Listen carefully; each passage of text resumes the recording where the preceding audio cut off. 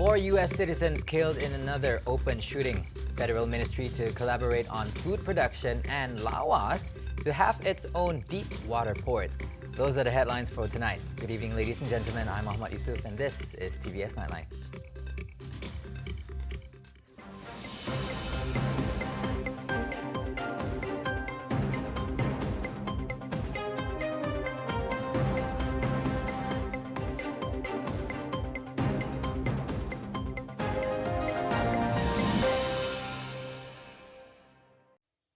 We begin with this top story. A man armed with a rifle and handgun killed 4 people inside a medical building in Tulsa, Oklahoma, before he was fatally shot in the latest series of mass shootings to rattle the United States. Police arrived at the St. Francis Hospital campus 3 minutes after receiving a call about the shooting on Wednesday afternoon, June 1st, and followed the sound of gunfire up to the building's 2nd floor. Officers got into the building very quickly. We believe we have the shooter down. We have multiple injuries, multiple civilians right now. One might be killed. We have several people shot. We've got fire working with our SWAT team and the initial officers on the scene to get as many people out as possible. Right now, it's a quiet scene, so there's no one actively shooting inside. So we are doing a floor-by-floor, room-by-room search to make sure that we don't have anybody else outstanding in the building. We're starting a slow evacuation. There's no technical active shooter where someone's actually discharging rounds at this time. The officers made contact with the victims and the suspect 5 minutes later. Police responses have come under increased scrutiny after a gunman killed 19 children and 2 teachers in a Texas school classroom last week, while officers waited outside for nearly an hour. Wednesday's incident in Tulsa came on the heels of mass shootings that have reignited debates about gun control. Meanwhile, 2 weeks before the Uvalde shooting, a white gunman killed 10 people at a supermarket in a black neighborhood in Buffalo, New York. Police in Tulsa said they were trying to determine the suspect's identity, who they estimated was aged between 35 and 40 and had no details yet on his motive. The building contains doctors' offices, including an orthopedic center. The White House said President Joe Biden had been briefed on the shooting and offered support to state and local officials in Tulsa, a city of some 411,000 people that sits around 160 kilometers northeast of the capital, Oklahoma City. The Ministry of Rural Development urges all agencies under its purview to expand food production as part of the government's effort to tackle the ongoing global food crisis. Its Minister Datuk Seri Mahathir Khalid said such an initiative was officially announced by the Prime Minister as a short and long-term plan to resolve the problem. Dan yang kita nak sekarang ni, yang kita nak tumpu sekarang ni yang jangka pendek. Apa benda yang kita nak buat untuk membantu kerajaan. Jadi saya telah duduk dengan pengurusan tertinggi kementerian dan kita bersetuju untuk agensi di bawah KPLB ini turut terlibat dalam agro makanan lah. Khususnya Felkra, Risda, Kesedah, kalau Kedah dan Ketengah nak terlibat, boleh terlibat. Satu yang kita minta adalah yang ada kaitan dengan ternakan ayam. Dan yang kedua, tanaman untuk makanan ternakan. Mahathir spoke during a Q&A session with the press following inquiries regarding the shortage of food supply in the country. Earlier, the Ministry of Agriculture and Food Industries, MAFI, assured Malaysians that the food supply in the country is sufficient and has yet to reach critical levels, as many are concerned of the shortages of food items in the market, including chicken and wheat. A strategic deepwater port will be built in Lawas to attract more foreign investments to the northern part of Sarawak. According to the Deputy Minister of Transport Malaysia, Datuk Henry Sum Agong, to realize this visionary project, cooperation has been established with relevant federal agencies and is now at its planning stage. Kita juga nak mahu supaya Lawas ada port untuk kapal laut untuk kapal laut. Ya, untuk kapal laut. Port, karena kita ada laut dalam di Pulau Sari. Jadi saya sudah bawa rombongan daripada Kuala Lumpur, MIMA, agensi, membuat kajian di laut dalam Pulau Sari. Dan terbukti Pulau Sari itu laut dalam dia dalam 16 meter dalam. Henry, who is also the LAWAS Member of Parliament, said the new port is crucial to meet the requirements by foreign investors for oil and gas, agriculture and other economic activities. I trigger the needs of our people, di Lawas khususnya dan di Sarawak di mana. So, di laut dalam kita kadang supaya ada port of call. Ini memandangkan, ini persediaan kita. Lawas akan berubah wajah. Lawas akan berubah wajah nanti dengan kemasukannya investment yang datang daripada luar ini. Henry said this while attending the Semarak Perpaduan ceremony in conjunction with Gawai and Hari Raya Aidilfitri celebration organized by the Department of National Unity and National Integration JPNIN in Lawas.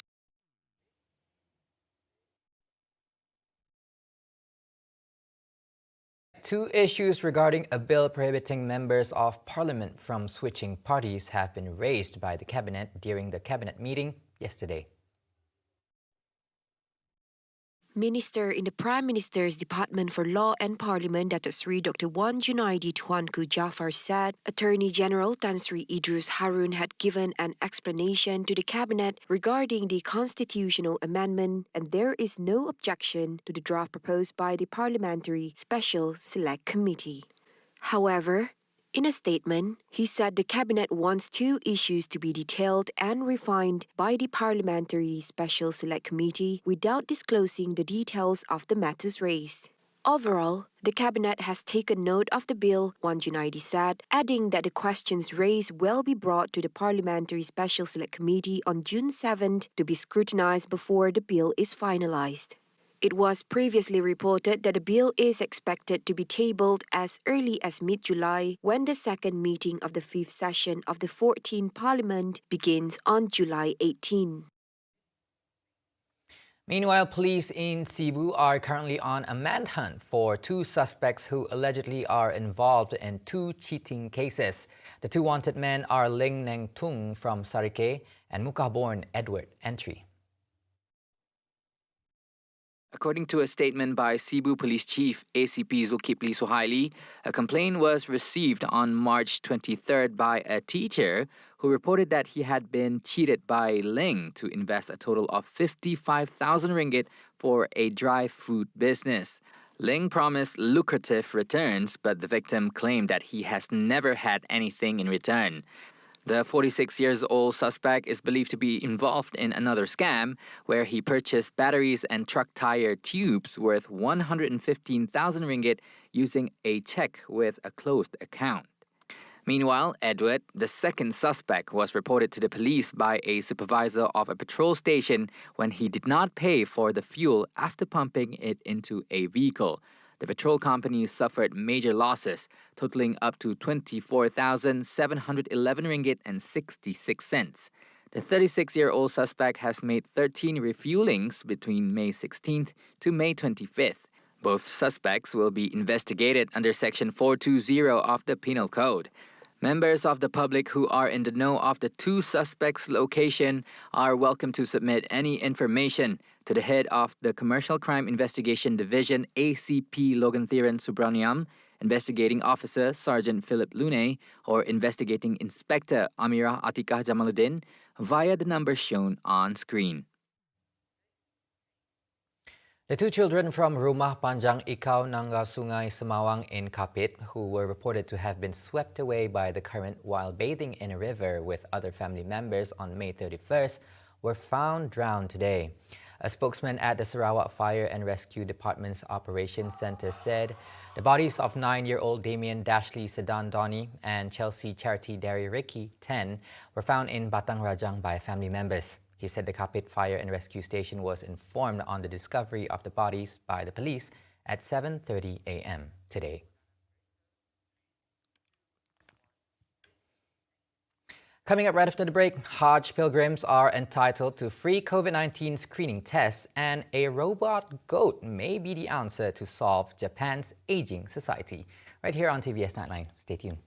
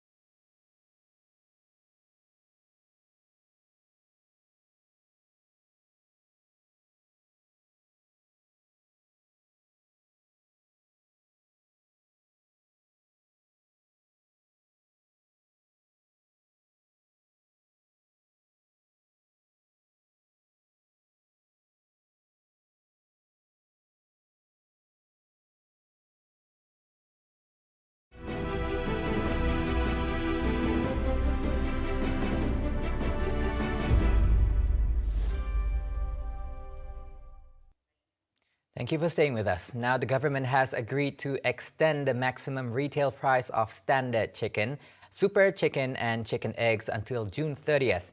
Domestic Trade and Consumer Affairs Minister Datuk Sri Alexander Nantalingi said the decision was made at a cabinet meeting yesterday to extend the maximum price scheme, which was implemented last February 5th and is supposed to end this Sunday, June 5th. Meanwhile, for Langkawi, Sabah, Sarawak and Labuan, the maximum price of chicken and eggs varies by zone and district. Nanta said the Finance Ministry would look into a proposal on providing assistance to the low-income target group, including the rate and mechanism for channeling the aid to address the increase in the price of goods after the expiry of the maximum price scheme on June 30th.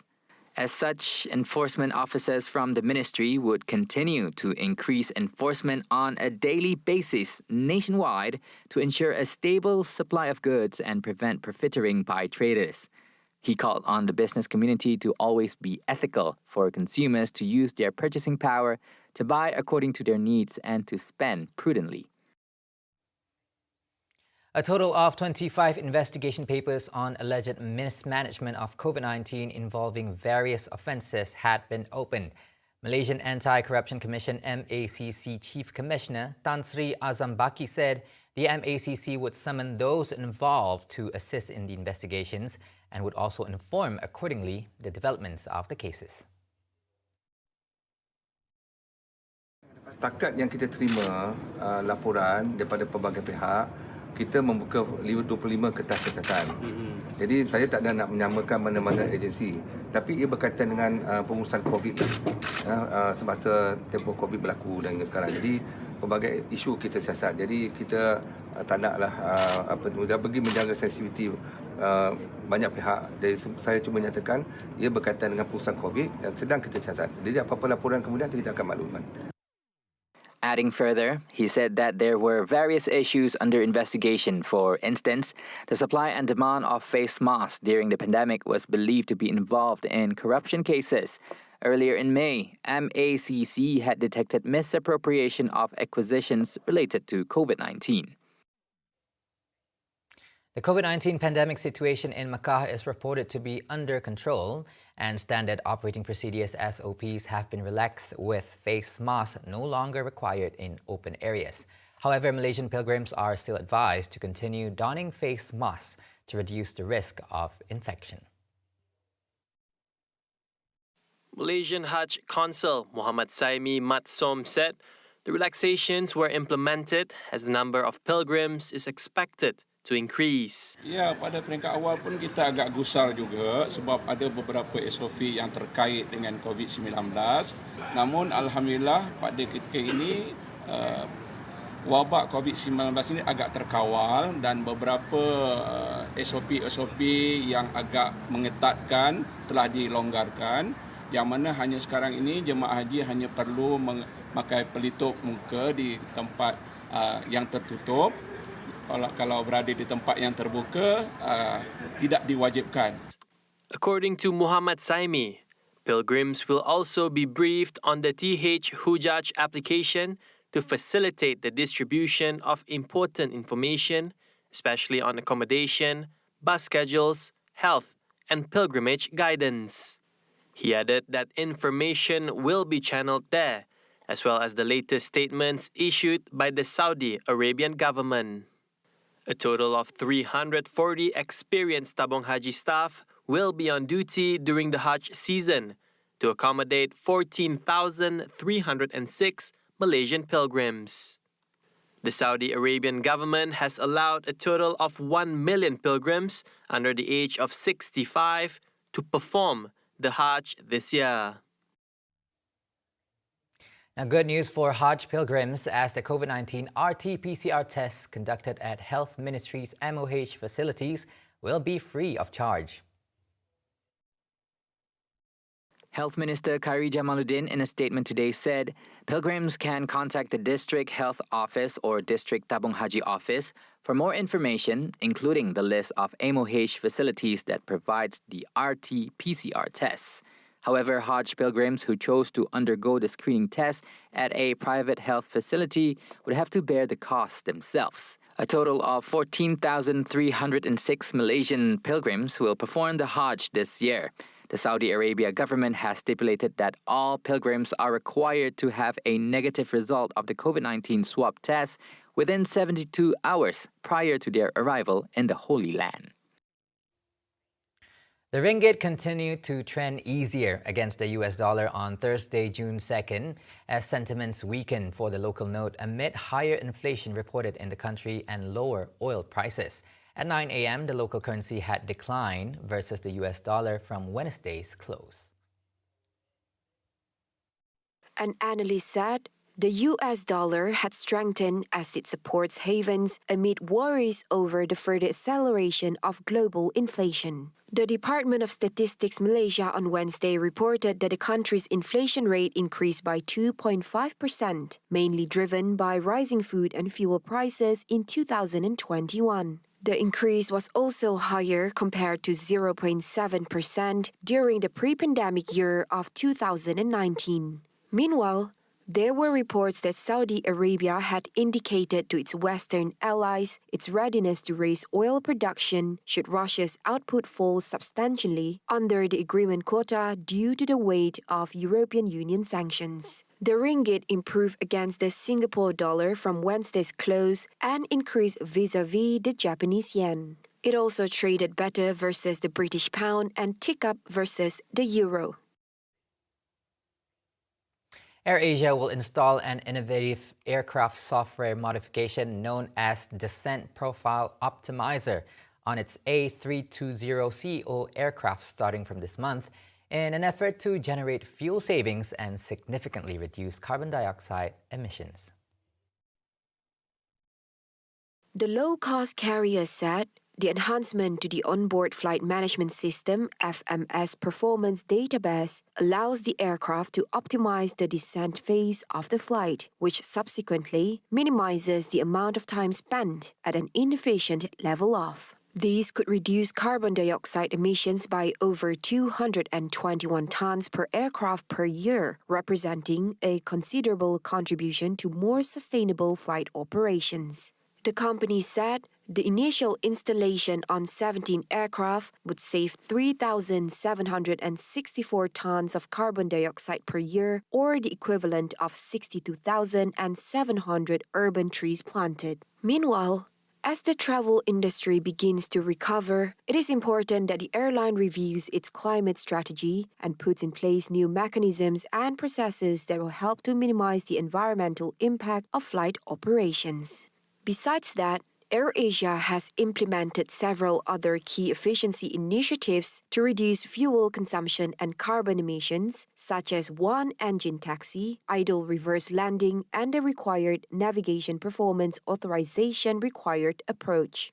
In 2021, these measures enable AirAsia to avoid emitting 11,175 tons of carbon dioxide, which is equivalent to planting 186,250 urban trees.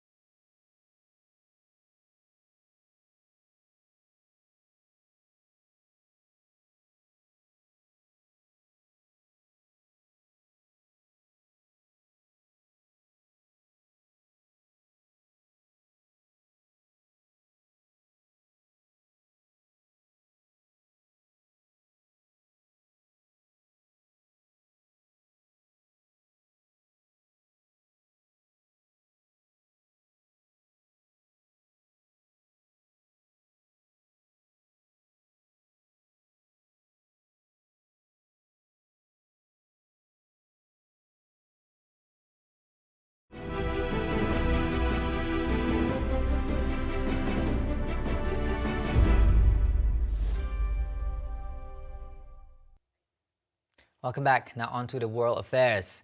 Following the European Union's sixth sanction to ban 90% of imports of Russia's crude oil, the price of the commodity has increased dramatically, especially in America. Brent crude oil for July rose 1.9% to $123.98 per barrel, which is expected to rise even more in August, while the U.S. West Texas Intermediate WTI crude was at $119.34 per barrel, a gain of 3.7%. Both July loading contracts are set to end in May as the sixth straight month of rising prices.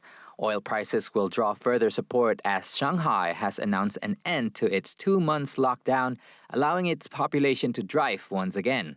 The price hike will also benefit oil companies in the UK and the US, as demand will peak during the summer driving season. Gulf Arab states on Wednesday declared they would not participate in sanctions against Russia and Belarus.